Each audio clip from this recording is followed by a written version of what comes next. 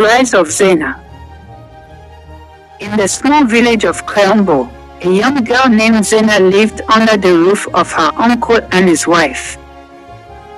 Often at the age of 5, she was taken in by her father's brother, Uncle Musa, who promised to raise her as his own.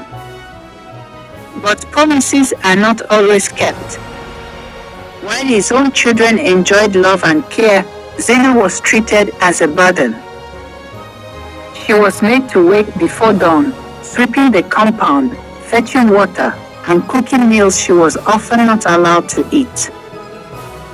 "You should be grateful we took you in," Auntie Fatima would sneer whenever Zaina hesitated. Though young, Zaina knew she was different from her cousins, not just in treatment, but in the hunger that grew within her, not for food, but for freedom. As the years passed, Zaina's life only grew harder. She was denied the right to go to school, even as her cousins attended the best one in the village. "Education is not for a girl like you," Uncle Musa said. "You are here to serve, not to learn." But Zaina refused to let ignorance be her fate.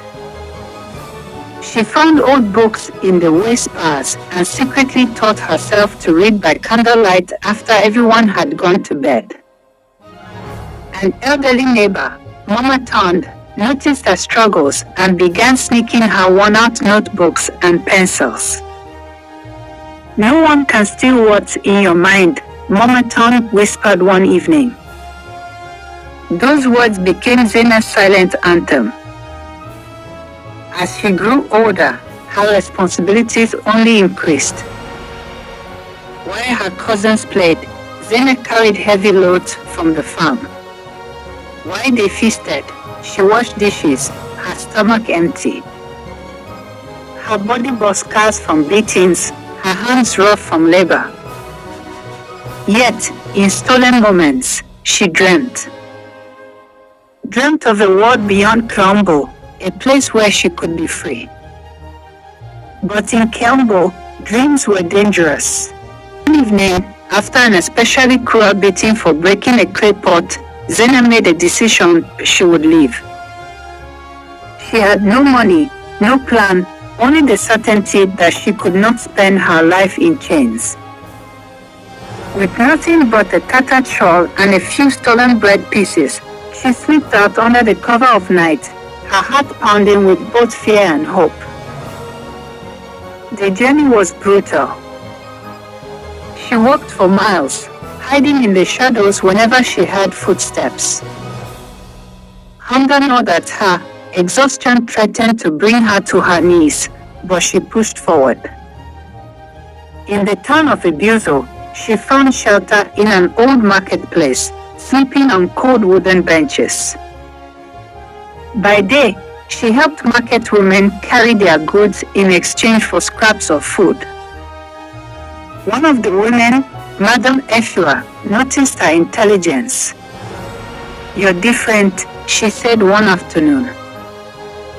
When Zaina shyly admitted her dream of learning, Madam Efua took her under her wing. Under Madam Efua's guidance, Zaina was enrolled in an adult literacy class.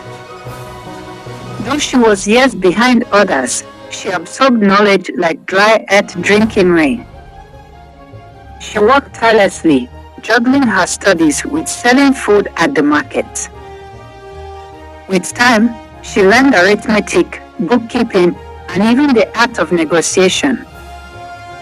She saved every coin, dreaming of something bigger than the market stalls. Years later, armed with nothing but resilience and knowledge, Zaina started her first business, a small roadside eatery.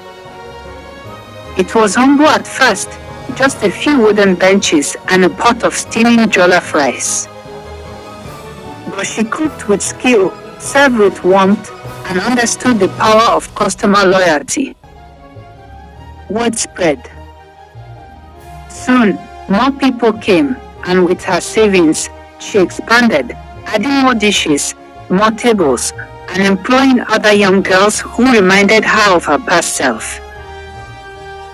As time passed, Zaina's small eatery transformed into a thriving restaurant, then into a chain of establishments across the region. She diversified, investing in food production, transportation, and real estate. What began as a desperate escape had turned into an empire. One day, an older, more refined Zaina returned to Kayombo, this time not as a servant, but as the wealthiest woman in the village. She had built schools, offering free education to girls who, like her, had once been told they had no future. She employed hundreds, giving opportunities to those society had cast aside. When she saw Uncle Musa and Auntie Fatima, they could barely meet her eyes. "You are welcome to eat at my restaurant anytime," Zaina told them, her voice calm, her spirit unbroken.